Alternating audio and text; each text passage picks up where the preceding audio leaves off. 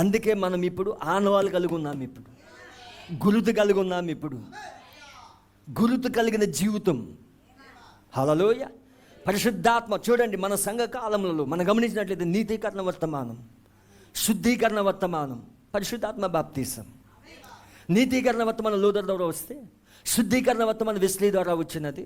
పరిశుద్ధాత్మ బాప్తీసం ఆ పెంతెకోస్తు యుగంలో జల్లుల వలె వచ్చినది. అవునా? ఇప్పుడు మన కాలంలో సంపూర్ణమైన వాక్యం సంపూర్ణంగా వచ్చిన కాలంలో ఉన్నాం మనం. వాక్యం భాగాలుగా వచ్చిన కాలంలో మనం లేము, ఇప్పుడు సంపూర్ణంగా వచ్చిన కాలంలో ఉన్నాం మనం.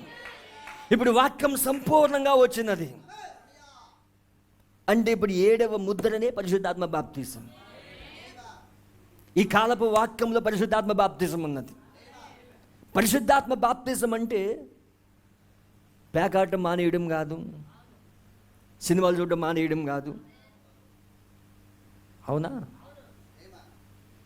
అర్థమవుతుందా? నీతిగా ఉండడం కాదు, నీతి కాదు. పరిశుద్ధాత్మ బాప్తీసం పొందుకోవడం అంటే, గుర్తు కలిగిన జీవితం అంటే ఆయనే నీలో ఉండుట. ఇప్పుడు ఆయన జీవితం నీలో ప్రతిబింబించబడుట. అందుకే నీ నీతిని బట్టి పరలోకం పోవును, నీ పంచక్రియలు బట్టి పరలోకం పోవును. ఇప్పుడు ఆయన జీవితం అంటే గురుతు కలిగిన జీవితం మనలో ఉన్నదంటే సూచన ఏంటంటే, ఇప్పుడు మన జీవితం తీసివేయబడి, మన మంచక్రియలు తీసివేయబడి, మన శిరస్సు తీసివేయబడి క్రీస్తు మనసు నీలోకి వచ్చుట. ఇప్పుడు క్రీస్తు నీలోకి రావడం అంటే ఆయనే నీలో జీవించుట. అంతేనా? ఆయన జీవితం నీలోకి రావడం అంటే గురుతు కలిగిన జీవితం అంటే నీ లేఖనాన్ని నువ్వు గుర్తించటం. నీకు లేఖనాలు ఉన్నాయా? ప్రభువైన యేసుక్రీస్తు ఈ భూమిపైకి వచ్చినప్పుడు ఆయన లేఖనాలు గుర్తించాడు. ఆయన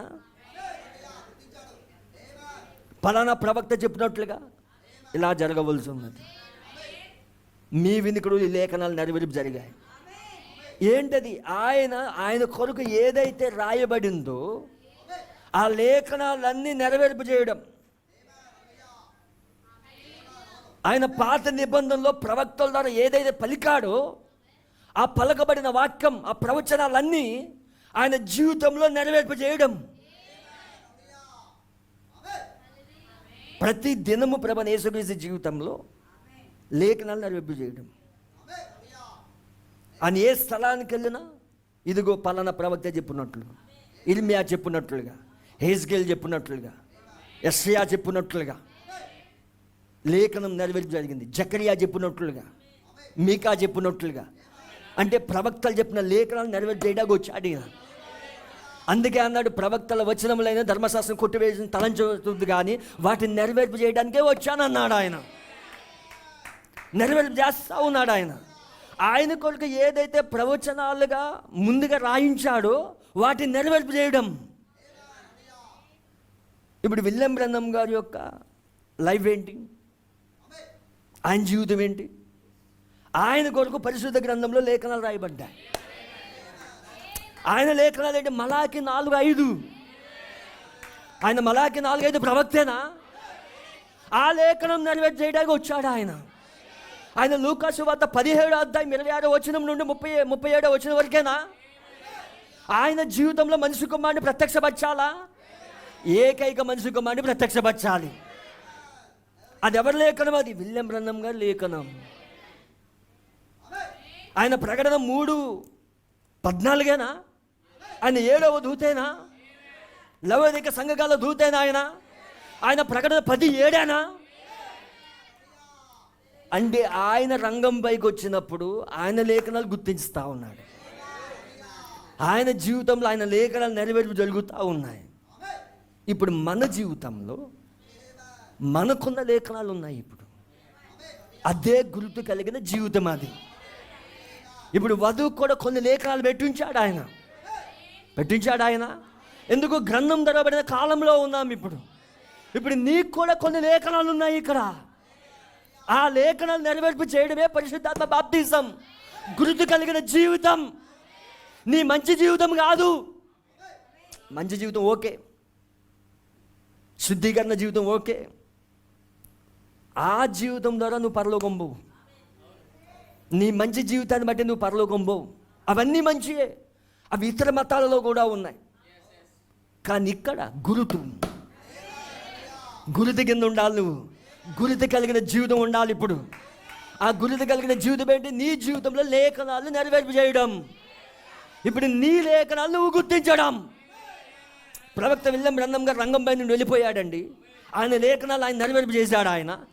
ఇప్పుడు వధువు రంగం పైన ఉన్నది. ఇప్పుడు ఈ వధువుని బలిష్టమైన దూత రంగం పైన ఉండి ఈ వధువు నడిపిస్తా ఉన్నాడు.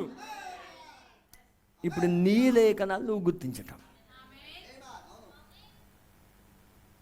అదే గురుతు కలిగిన జీవితం. ప్రజలోడ హల్లెలూయా.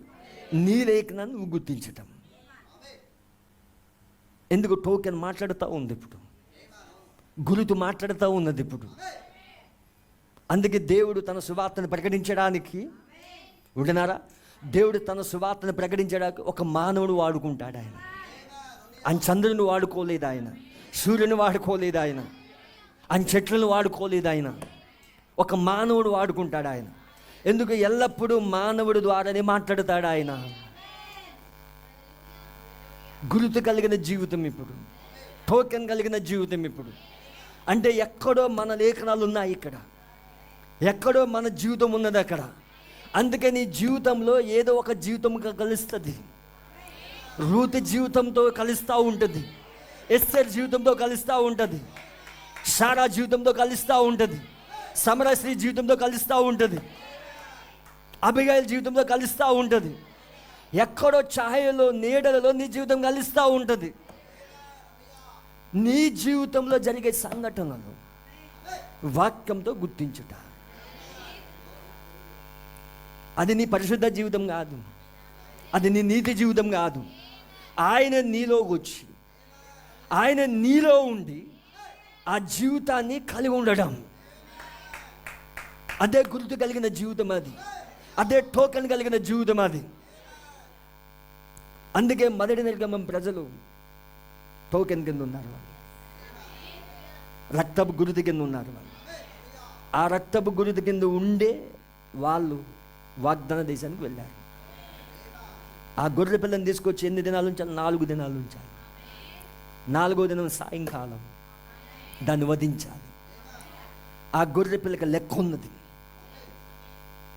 ఆ గొర్రె పిల్ల ఎంతమంది తినాలో లెక్క ఉన్నది, ఎంతమంది భుజించాలో లెక్క ఉన్నది. కుటుంబం యొక్క లెక్క చొప్పున ఆ గొర్రె పిల్ల ఉన్నది అక్కడ. మరి ఇప్పుడు కూడా కుటుంబం లెక్క చొప్పున గొర్రె పిల్ల ఉన్నది. ఇప్పుడు అందరూ కాదు, ఎవరైతే ముందు నిర్ణయంలో ఉన్నారో, ఎవరైతే ఏర్పాట్లో ఉన్నారో వాళ్ళకే ఆ గొర్రె పిల్ల. అది అందరికీ కాదు. అది గొర్రె పిల్ల మొత్తం తినాలి, ఏది విడిచిపెట్టడానికి లేదు. అందుకే ఈరోజు సంపూర్ణమైన వాక్యం వధువు ఇప్పుడు భాగాలు తింటలేదు. ఇప్పుడు సంపూర్ణమైన వాక్యం తింటా ఉన్నది, సంపూర్ణమైన వాక్యాన్ని భుజిస్తూ ఉన్నది. ప్రజలోడ హల్లెలూయా. ఛాయలో నీడలో ఏదైతే ఉన్నదో అదే నిజ రూపంలో ఉన్నది. అది చేదుకు రాకులతో తినాలి. యోహాన్ తిన్నప్పుడు ఎలా ఉన్నది? నోటికి ఎలా ఉన్నది? తేనె వలె, కడుపునకు చేదుగా ఉన్నది. అవునా? ఎందుకు చేదుకొనలో తినాలి అక్కడ? ప్రజలోడ హల్లెలూయా. ఆ గొర్రె పిల్లని చేదుకొనతో ఎందుకు తినాలి? ఛాయలో నీళ్ళు ఎందుకు పెట్టాడు? సేమ్ ఇక్కడ కూడా నిజ రూపంలో కూడా ఆ గొర్రె పిల్లని తింటా ఉన్నప్పుడు, ఆ వాక్యాన్ని భుజిస్తూ ఉన్నప్పుడు యోహాను గ్రంథం తిన్నాడా? నోటికి ఎలా ఉంది? తేనె వలె ఉన్నది. అది కడుపునకు చేదాయినది. అది గొర్రెపిల్లనా? 7 ముద్రల గ్రంథం ఏంటి? గొర్రెపిల్ల రక్తం. అది ఏకైక మనుషుకుమైన రక్తం. నా శరీరం తిన్న రక్తం త్రాగబడి నిత్య జీవం గలవాడు అన్నాడు ఆయన. అన్నాడు మొదటి రాకల్లో అనేక అభ్యంతరపడి వెళ్ళిపోయారు. కానీ ఏర్పరచబడిన వాళ్ళు నిత్య జీవపు మాటలు గలవాడు. నీ యొద్ద నుండి ఎక్కడికి వెళ్ళిదమో ప్రభువా అన్నాడు ఆయన. ప్రజలోడ హల్లెలూయా. ఏర్పరచబడిన వాళ్ళే భుజిస్తారు అక్కడ, ఎన్నుకోబడిన వాళ్ళే భుజిస్తారు అక్కడ.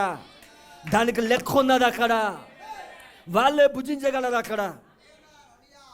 గొర్రెపిల్ల మొదటి నిర్గమంలో, రెండవ నిర్గమంలో, మూడవ నిర్గమం గురుతు మాట్లాడుతుంది.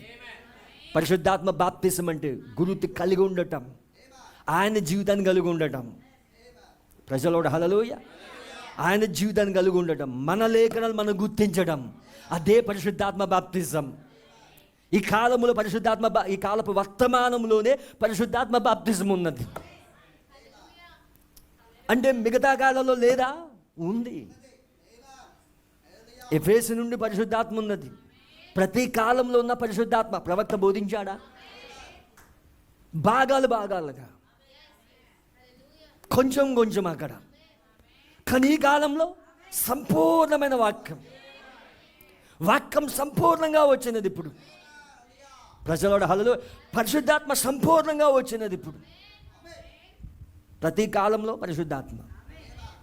కానీ ఈ కాలంలో 7 ఆత్మలు. ఎఫెసు సంఘకాలంలో ఒక్క ఆత్మనే, ఒక్క సంఘకాలంలోనే వెలిగించబడినది. కానీ ఈ కాలంలో 7 సంఘకాలాలు వెలుగుతున్న కాలం ఇది. 7 ఆత్మలు దిగొచ్చిన కాలం ఇది. వాక్యం సంపూర్ణంగా వచ్చిన కాలం ఇది. దేవుని నామమున మహిమ కలుగును గాక.